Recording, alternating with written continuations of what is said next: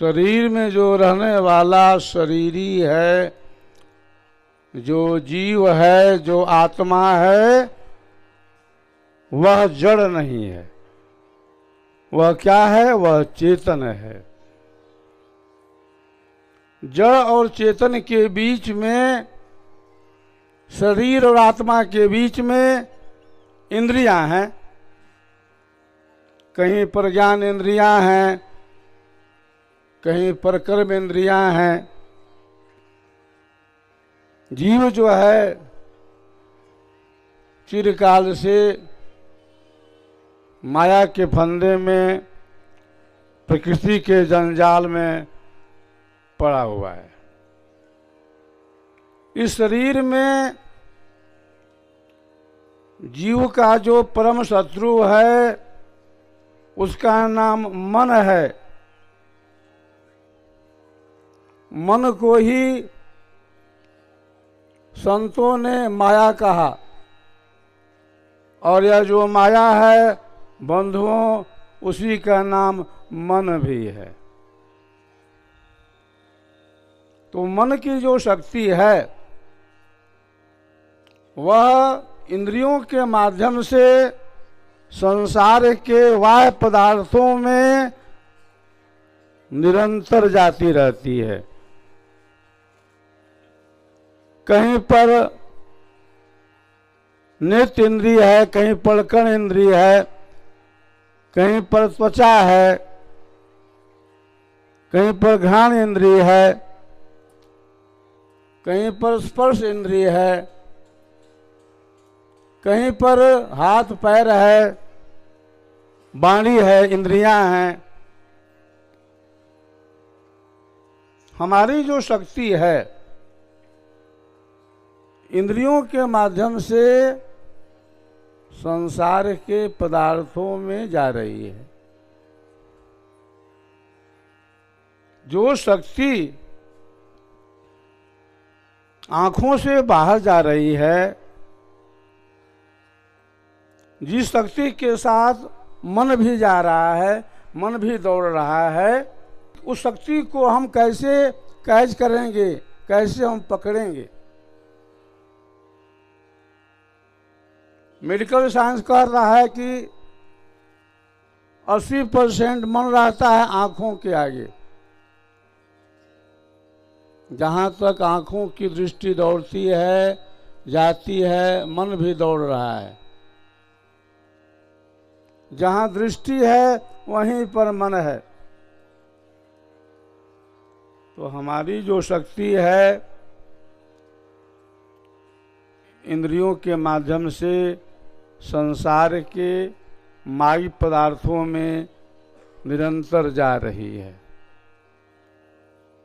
मृतम शरीरम उत्सृज्य काष्ठलोष्ठ समंक्षितौ विमुखा बांधवा यान्ति धर्म सुस्व मन गच्छति।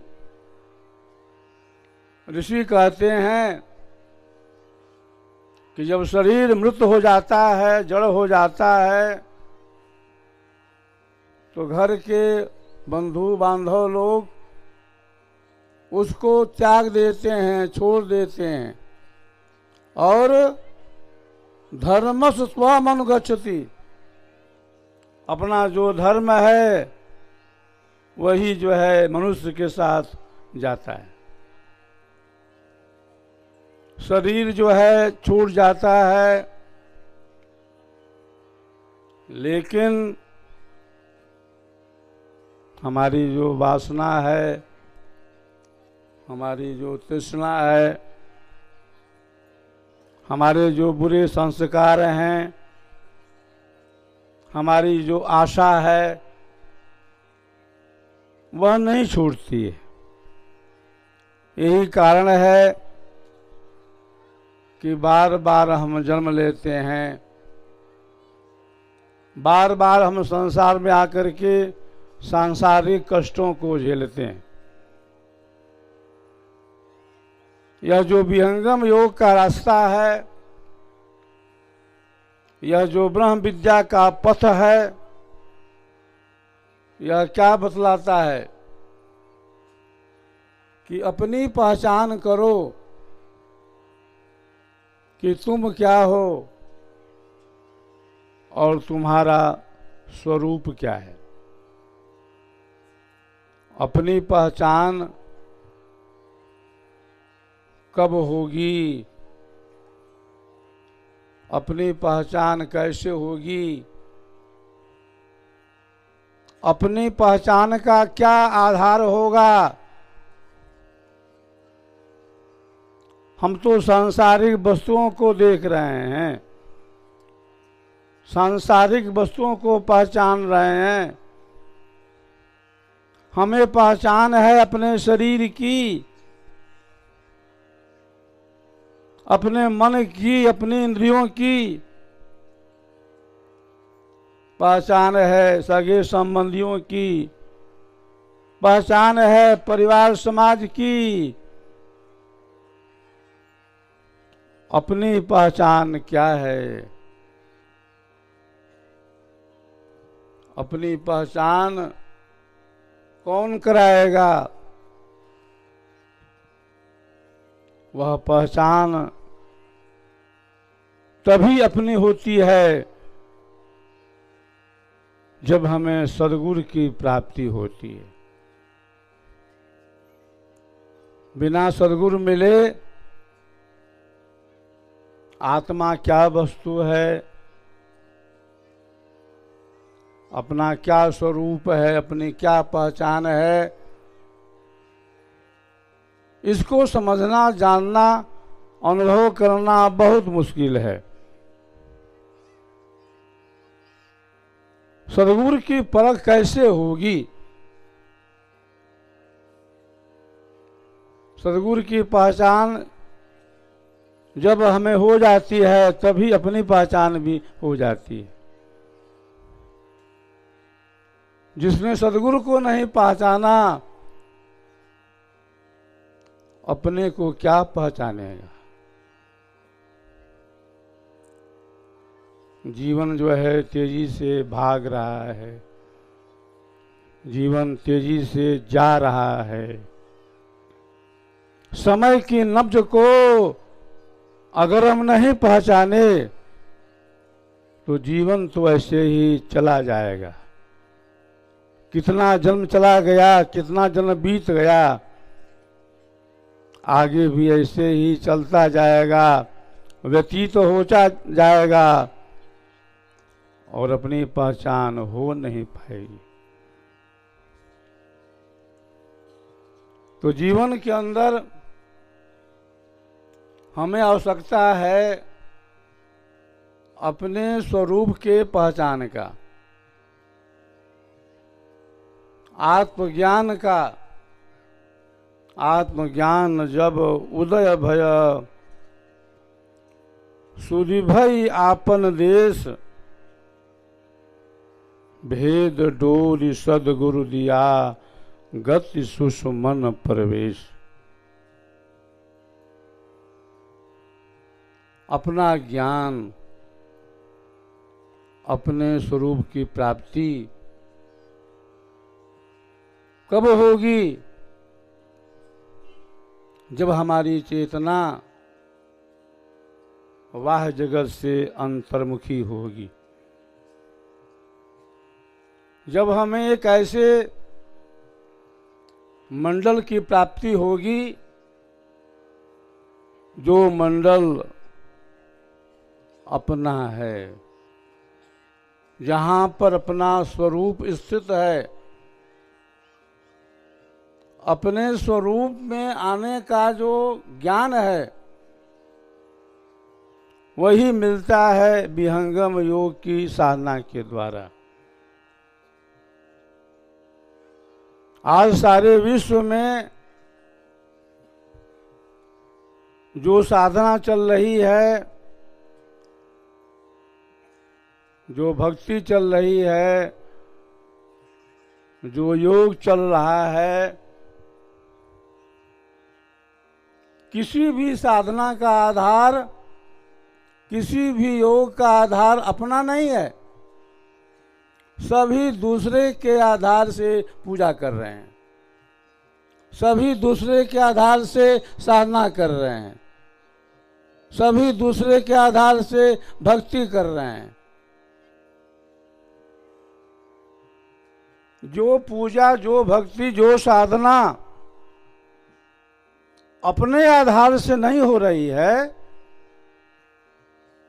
तो दूसरे के आधार से पूजा करके आप चाहते हो जाना परमात्मा के पास, कभी भी संभव नहीं है। परमात्मा को अगर पाना है,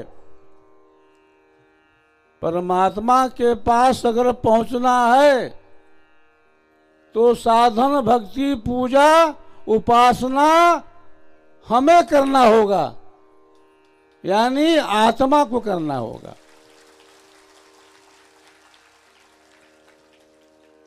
जब आत्मा, जो चेतन सत्ता है, अपने आधार से सद्गुरु के प्रकाश में, अक्षर के प्रकाश में चेतन भक्ति नहीं करेगा, तब तक आत्मा जो है परमात्मा को प्राप्त नहीं करेगा। और जब तक आत्मा परमात्मा को प्राप्त नहीं करेगा, तब तक आत्मा क्या करेगी? मन के चंगुल में फंसी रहेगी। जीव का जो परम शत्रु है, उसी का नाम मन है। मन नहीं चाहता है जीव का कल्याण हो। विधि हरिहर कवि को विद बानी, कहत साधु महिमा सकु जानी। वो साधु कौन है? वही साधु जो है वो सद्गुरु है, जिसकी महिमा ब्रह्मा विष्णु महेश भी नहीं गा पाए। ब्राह्मण मुहूर्त काल में मिला ज्ञान उपदेश, बास सरेह एकांत में पाया साधु भेष। वह जो सद्गुरु है वह नित्य है, वह चेतन है, और उस सद्गुरु को जो प्राप्त कर लेता है वही संसार के बंधन से छूट जाता है। बात है 1954 की। प्रयागराज में महाकुंभ लगा हुआ था। सद्गुरुदेव अपने आसन पर विराजमान थे। एक सेवक आता है और कहता है कि स्वामी जी, आप यहां कैसे आ गए हैं? आपको तो अभी मैं देखा प्रयागराज में, और आप आ गए झूसी आश्रम में। यह क्या आपकी लीला है? कुछ हमें समझाइए। मैं तो अज्ञानी जीव हूं। स्वामी जी ने क्या उत्तर दिया? एक सत्ता है जो मेरे भी ऊपर है, और वह सत्ता कई जगह मेरे रूप में भी प्रकट होती आई है। स्वामी जी कहते हैं कि मैं वृत्तिकूट की गुफा में तपस्या कर रहा था, साधना कर रहा था। ठीक उसी समय में वृत्तिकूट से दूर खारी नामक ग्राम में वह सत्ता मेरे रूप में प्रकट हो गई। मम स्वरूप में प्रकट हो खारी में वह आए मम स्वरूप अभिमान क्या यह रहस्य बतलाए। वृत्तिकूट खारी प्रगट झूसी प्रगटे आय, यह प्रत्यक्ष प्रमाण है चारों जुग जग आए। एक ऐसी सत्ता है जो नित्य है, जो अनादि है, जो हम सबको देख रही है। विहंगम योग के प्रणेता सदगुरु सदाफल जी महाराज ने कहा कि मेरा कोई भौतिक गुरु नहीं है, मेरा गुरु तो एक ही है, जिस गुरु का कभी नाश नहीं होता, जो कभी मरता नहीं है। नित्य अनादि गुरु देव हमारा, चारों जुग में रहे पर चारा। खुले सुषमना दसवां द्वारा, गगन महल में भय पे ठारा। सदगुरुदेव कहते हैं कि मैं बाल्यावस्था में साधन कर रहा था, किसी ने हमारे सिर पर अंगुली रख दी। बालापन अभ्यास में मम सिर अंगुल राख, तो वह सत्ता कौन है? वही सत्ता जो है नित्यनादि सदगुरु की है। उसी सत्ता के द्वारा विहंगम योग का प्रचार प्रसार सदा से होता आया है और अभी भी हो रहा है, चल रहा है। कभी कभी यह धार बंद हो जाती है, टूट जाती है, पुनः जो है सदगुरु प्रकट होते हैं, उस धारा को, प्रवाह को प्रवाहित करते हैं। बहुत वर्षों तक ब्रह्म विद्या की धारा लुप्त रही। जब हमारे विहंगम योग के प्रणेता सदगुरु सदाफल देव जी महाराज का अवतरण हुआ, तब वह जो ज्ञान है पुनः प्रकट हुआ।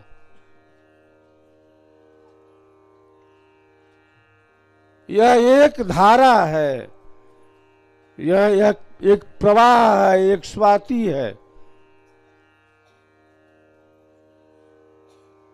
इसका जो संबंध है एक ऐसे मंडल से, ऐसे केंद्र से है, जो मंडल, जो केंद्र परमाणुओं का है, जहां पर योगी बैठ करके परमाणुओं का योग वियोग करता है। सदगुरु का जो पद है वह लिखने से, पढ़ने से, पुस्तकी ज्ञान से नहीं प्राप्त होता। स्वर वेद की वाणी क्या कहती है? अजगुरु की छाया पड़े सदगुरु पद अधिकार, विद्या पढ़ गुरु नहीं बने महा कठिन व्यवहार। मन मुख्य गुरु बन जग ठगे, अनधिकार पद ले, नष्ट करे संसार को जीव काल घर दे। श्रुत ज्ञान धारा चली जगत गुरु जन सोय, साधन शून्य वे गुरु नहीं जीवन मुक्त गुरु होय। उत्तम स्वाति भृंग की उत्तम शिष्य समाय, अधिकारी गुरुपद मिला विश्व ध्वजा फहराए।